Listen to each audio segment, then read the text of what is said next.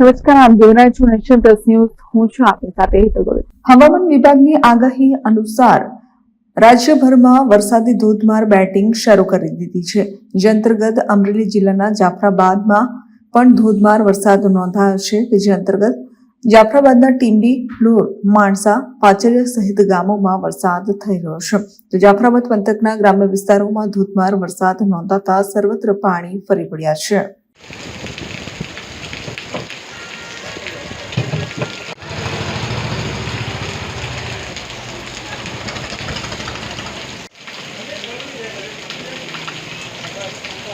Dharmesh Mehta, nation plus news, Rajula. સમાચારોના સતત update મેળવવા માટે અમારી નેશન પ્લસ ન્યૂઝની યુટ્યુબ ચેનલને સબસ્ક્રાઇબ કરો, બેલ આઇકન દબાવો અને જોડાયેલા રહો ફેસબુક, ઇન્સ્ટાગ્રામ અને ટ્વિટર પર.